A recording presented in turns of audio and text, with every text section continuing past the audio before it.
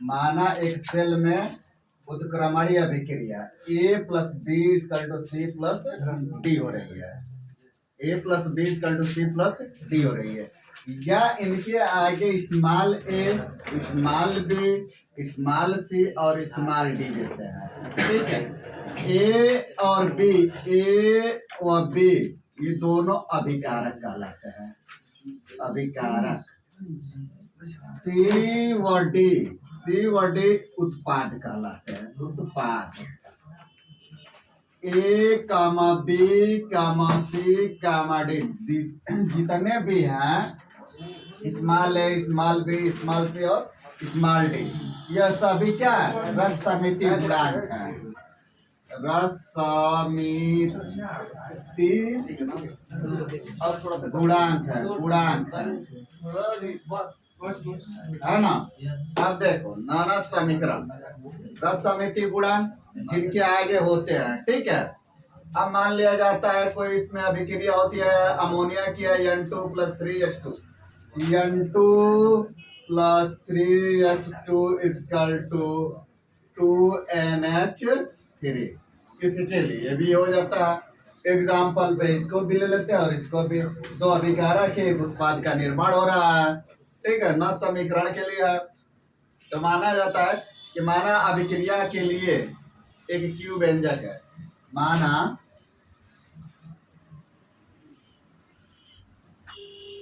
किसी अभिक्रिया के लिए, माना अभिक्रिया के लिए, माना अभिक्रिया के लिए क्यू नियतांक है। नियतांक है। क्यू क्या है? नियतांक है। अब तो हम लिखते हैं क्यू बराबर अभिक्रिया के लिए क्यू बराबर C to the power C और D to the power D divided by A to the power small A और B to the power small B. ये दिया जाता है। इसको हम समीकरण 1 मान ले, 2 मान ले, 3 मान ले, कुछ भी मान सकते हैं। अब यहाँ के लिए हम चलते हैं कक्षा 11 में पढ़े होंगे थर्मोडायनामिक्स, यानी उष्मागतिकी से। उष्मागतिकी के अनुसार और उष्मागतिकी के अनुसार होता है जो कि डेल्टा जी बराबर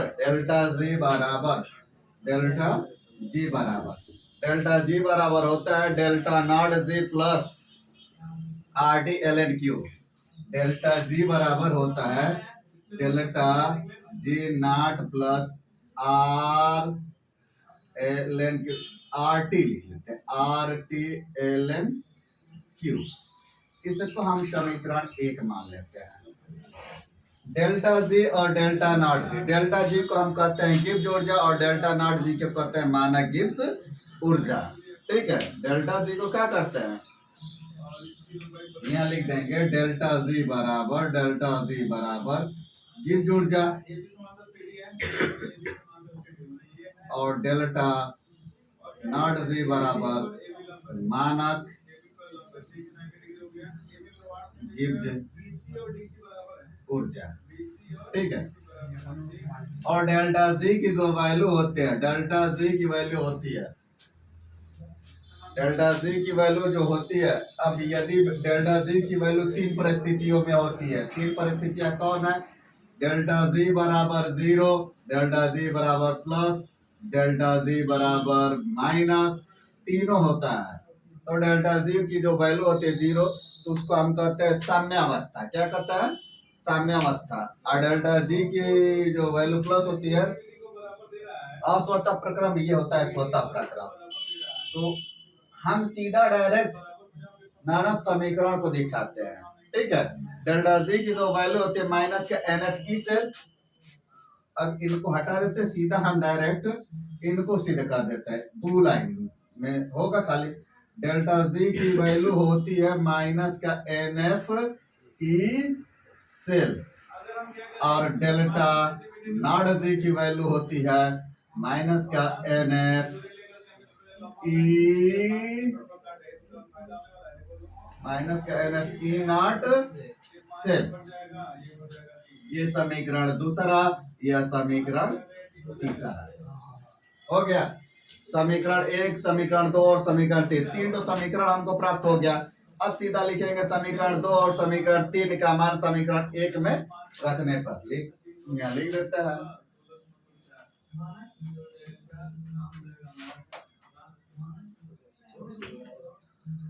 समीकरण एक में समीकरण दो व तीन का मान रखने पर समीकरण एक का है ये है डेल्टा जी बराबर माइनस डेल्टा जी बराबर delta naught G plus R T L N Q. यह डेल्टा जी की वैल्यू क्या है, यह माइनस का N F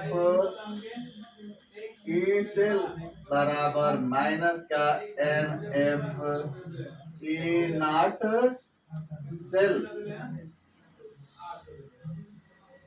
plus R T L N Q मान रखा गया।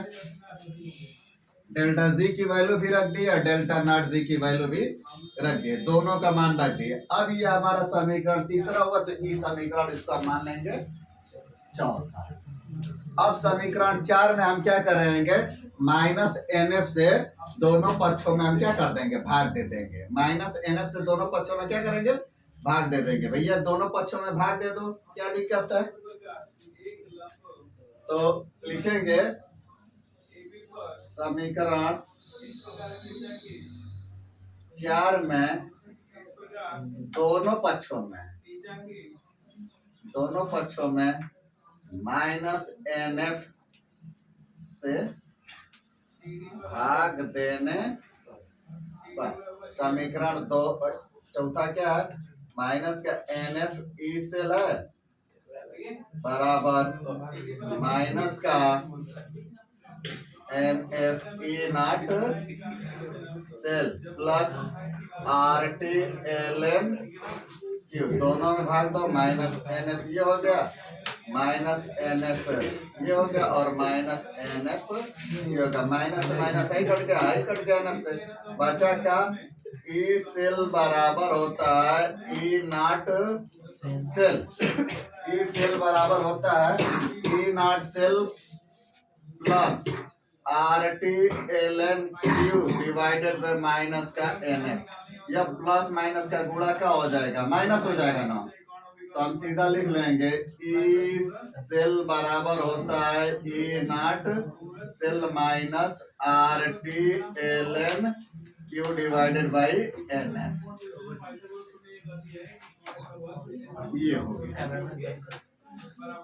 अब देखो स्टार्ट नो, यहाँ एन एफ से एन एफ कट गया, सब बचा का ई सेल बराबर E naught cell plus minus का गुणा माइनस हो जाएगा R T L N Q. अब यहाँ होता है आर की वैल्यू, टी की वैल्यू और एफ की वैल्यू।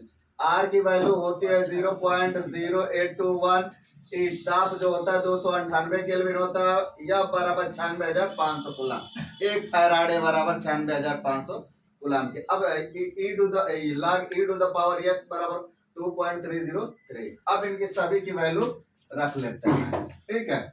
ये हो जाएगा ई सेल बराबर ई नॉट सेल माइनस का, अब आर डी की वैल्यू कितना, आर का 0.0821 गुणते टी की वैल्यू 298 और लॉग ये हो जाएगा 2.303 डिवाइडेड बाई यन गुणते 96,500, ये लॉग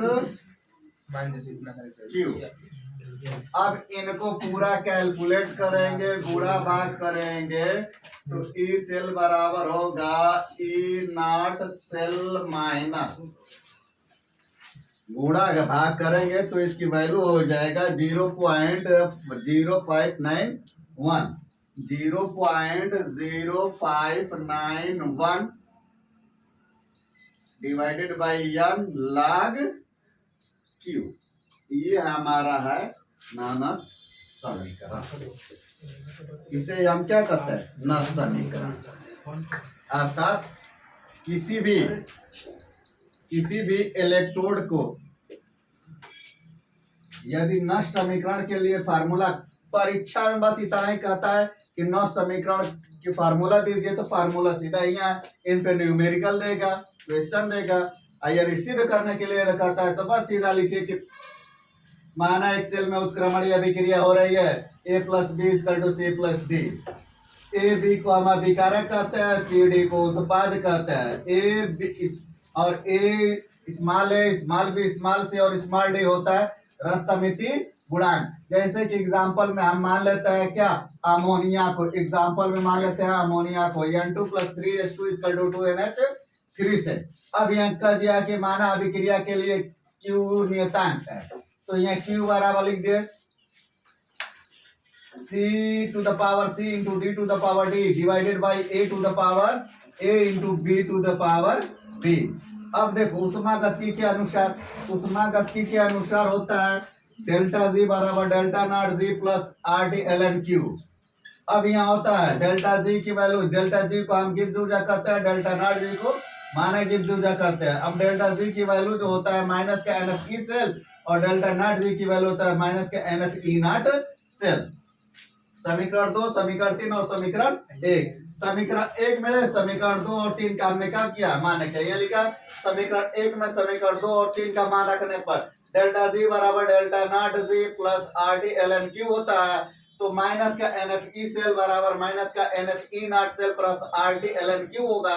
अब क्या किया, समीकरण 4 प्राप्त हो गया। समीकरण 4 में हमने क्या कर दिया, समीकरण 4 में दोनों पक्षों में माइनस NF से भाग दे दिए। जब माइनस NF से भाग दे दिए तो माइनस का NFE सेल बराबर होता है माइनस का NFE naught cell plus RT ln Q होता है।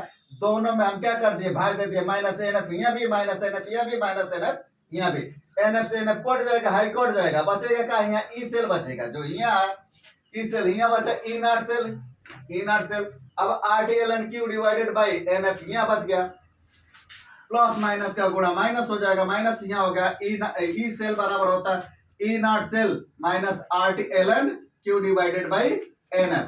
अब सबकी वैल्यू हम क्या कर लेंगे, पुट अप RT F की, R की जो वैल्यू होती है 0.0821 और T की वैल्यू 298 केल्विन और यह फैराडे नियतांक इसको बोलते हैं। तो यानी कि एक फैराडे नियतांक बराबर होता है, एक फैराडे बराबर होता है 96,500 coulomb. log A to the power x बराबर होता है 2.303। अब सबकी वैल्यू रख लेंगे, सभी की वैल्यू हमने रख लिया। सभी का कैलकुलेशन करेंगे तो 0.0591 डिवाइडेड बाई n log। अब E सेल बराबर होता है E नॉट सेल माइनस का 0.0591 divided by n log Q। यही नानस समीकरण है। प्रूफ दैट, बस इतना ही। क्वेश्चन हमारा न्यूमेरिकल इसी पे देगा।